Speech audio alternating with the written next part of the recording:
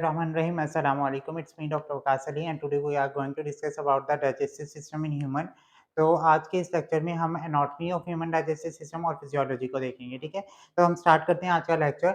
Mainly हमारे पास digestive system mouth to the anus, इस पूरे पार्ट को हम एलिमेंट्री कैनाल कहते हैं। ठीक है, इसमें हमारे पास जो प्राइमरी पार्ट आ जाता है वो है माउथ। ठीक है, माउथ को हम प्राइमरी पार्ट में इंक्लूड करें क्योंकि मेनली ये फर्स्ट है, इब्तदाई है।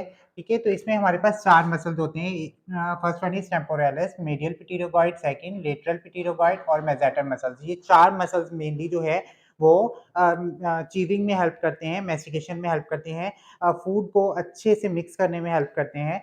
तो इसके बाद जब माउथ में ये मसल्स हेल्प कर रहे हैं मेनली चीव करने में, तो इस दौरान क्या हो रहा है, सलाइवरी ग्लैंड जो कि प्रेजेंट होते हैं और ये क्या करते हैं, सिक्रीशन करते हैं सलाइवा की। सलाइवा जो है वो क्या होता है कि इस मैस्टिकेशन में मिक्स होता जाता है और वो क्या कर देता है, फूड को मॉइस्चराइज कर देता है, सॉफ्ट कर देता है। और जो है इसमें टंग का क्या रोल है कि टंग जो है, जो वो चीज़ मिक्स हो रही है उसको टंग जो है वो रोटेशन में लेके आ रही है, मिक्सिंग में हेल्प कर रही है।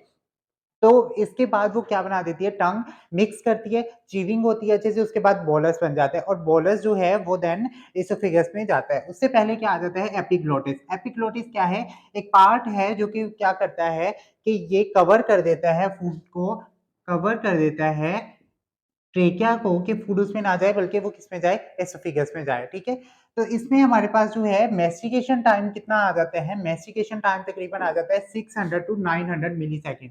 इसमें हमारे पास 3 प्रोसेस आ जाते हैं। ओपनिंग जो है, ओपनिंग ऑफ माउथ आ जाता है, क्लोजिंग टाइम आ जाता है और अक्यूलेजल टाइम आ जाता है। मेनली ये तीनों टाइम जो है मिलकर क्या कर रहे होते हैं, मैस्टिकेशन कर रहे होते हैं। उसके बाद सलाइवा मिक्स होके एपिग्लोटिस जो है वो कवर करता है उसको, और देन ये फूड जो वो बोलस जो टंग ने उसको पुश किया था टुवर्ड द एसोफेगस, वो एसोफेगस में आ जाती है। देन एसोफेगस का काम शुरू हो जाता है। जैसे ही वो फूड या वो बोलस आता है एसोफेगस में, और एसोफेगस क्या होता है, कॉन्ट्रैक्ट होता है ताकि वो फूड जो है वो स्टमक में जाए। मेनली एसोफेगस का काम यही है कि माउथ से स्टमक तक फूड लेके जाना। ठीक है, तो वो किस तरह से लेके जाएगा, वो कॉन्ट्रैक्शन, यहाँ पे जो है वो क्या होगी, कॉन्ट्रैक्शन होगी और इस तरह से ये बोलस जो है वो डाउनवर्ड जाएगा। अब उससे पहले जो है यहाँ पे क्या होगा, एक स्फिंक्टर मौजूद होगा जिसको हम बोलते हैं लोअर एसोफेगल स्फिंक्टर, और शॉर्ट फॉर्म में हम उसको बोलते हैं एलईएस। मेनली ये जो है मौजूद होता है एसोफेगस और स्टमक के दरमियान, स्टमक के पॉइंट पे। ठीक है, तो यहाँ पे ये क्या करता है, ये हेल्प करता है कि जो फूड इसके पास आ गई है स्टमक में वो एंटी पेरिस्टोलिसिस प्रोसेस में ना जाए। ठीक है, तो ये खुराक को दोबारा एसोफेगस ट्रैक में जाने से रोकता है।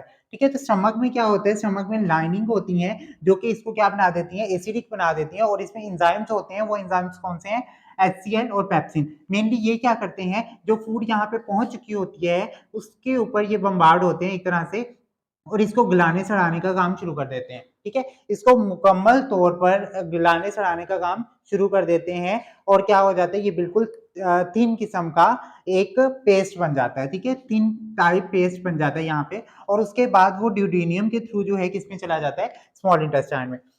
जब ये स्मॉल इंटेस्टाइन में जा रहा होता है तो यहाँ पे क्या होता है, एक पॉइंट होता है जिसको हम बोलते हैं पाइलोरिक स्फिंक्टर। ठीक है, पाइलोरिक स्फिंक्टर से जैसे ये स्मॉल इंटेस्टाइन में जाता है तो यहाँ पे लीवर, जीबी और पैंक्रियाज, अब हम मेनली इनको देखते हैं। लीवर, जीबी और पैंक्रियाज क्या करते हैं, ये कोलेक्टिंग डक्ट के थ्रू ड्यूडेनियम में जो है वो एंजाइम सीक्रेट करते हैं, सो दैट स्मॉल इंटेस्टाइन में जो काइम जा रही है, अब वो काइम बन चुकी है, बोलस से वो किस फॉर्म में आ गई है, काइम फॉर्म में आ गई है, तो वो उसमें मिक्स होके मजीद डाइजेशन में हेल्प करती है। अब इसमें लीवर का क्या काम होता है, लीवर जो है वो क्या करता है, बाइल बनाता है, और इसके बाद जो है लीवर का एक और काम भी होता है, जो स्मॉल इंटेस्टाइन में से जो है न्यूट्रिएंट्स अब्सॉर्ब हो रहे होते हैं उनको वो क्या कर रहा होता है, उनको सीक्रेट कर रहा होता है, एब्सॉर्ब करने के बाद जो है ब्लड को प्योरीफाई कर रहा होता है। इसी की तरह से जीबी का क्या काम होता है, जीबी लीवर के साथ ही अटैच होता है। इसका काम ये होता है कि बाइल को स्टोर करता है और डाइजेस्ट करने में हेल्प करता है फैट को। मीन्स कि ये जो हमारे पास फूड आ रही है उसमें से फैट को जो डाइजेस्ट करेगा वो बाइल होगा।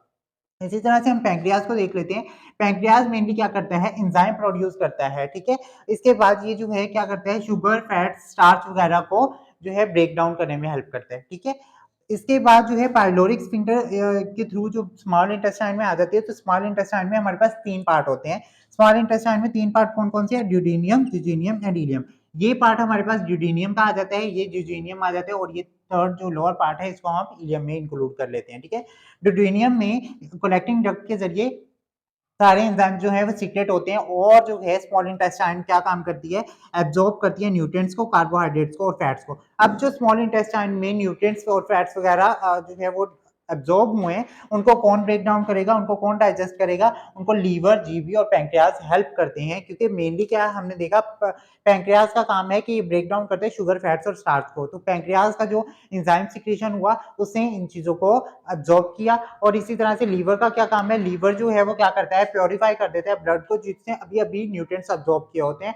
और सेकंड ये बाइल बनाते हैं, और बाइल जो है वो किसमें स्टोर होती है, जीबी में स्टोर होती है। और वो जो बाइल है वो फैट को जो है वो अब्जॉर्ब करने में या ब्रेक डाउन करने में हेल्प करते हैं। उसके बाद जो है इस पॉइंट पे जिसको हम इलोकोकियल जो है वॉल्व बोलते हैं, इसके थ्रू जो है स्मॉल इंटेस्टाइन जो है वो किससे कनेक्ट हो जाती है, लार्ज इंटेस्टाइन से कनेक्ट हो जाती है। अब मेनली हमारे पास जो है वो लार्ज इंटेस्टाइन के भी 4 पार्ट आ जाते हैं, ascending Kowloon, transverse Kowloon, descending Kowloon और सेगमाइड कोलून। ये है हमारे पास असेंडिंग कोलून, जो ऊपर की तरफ जा रहे हैं हम उसको बोल देते हैं असेंडिंग कोलून। और जो इस ट्रांसवर्स फॉर्म में है उसको हम ट्रांसवर्स कोलून बोल देते हैं।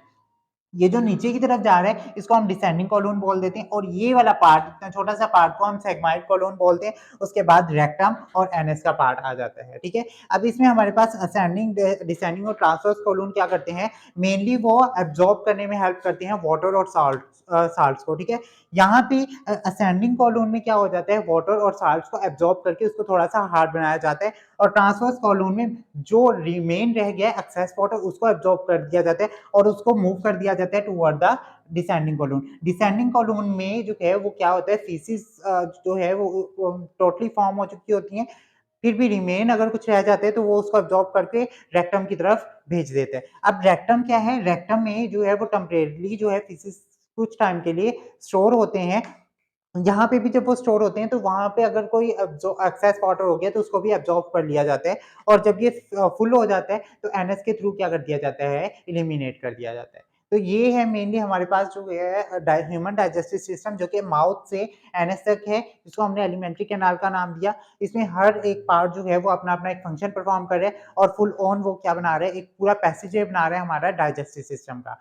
तो ये डाइजेस्टिव सिस्टम के बारे में अगर कहीं पे भी कोई कॉम्प्लिकेशन है, कोई क्वेश्चन है तो आप कमेंट सेक्शन में पूछ सकते हैं। शुक्रिया, अल्लाह हाफ़िज़।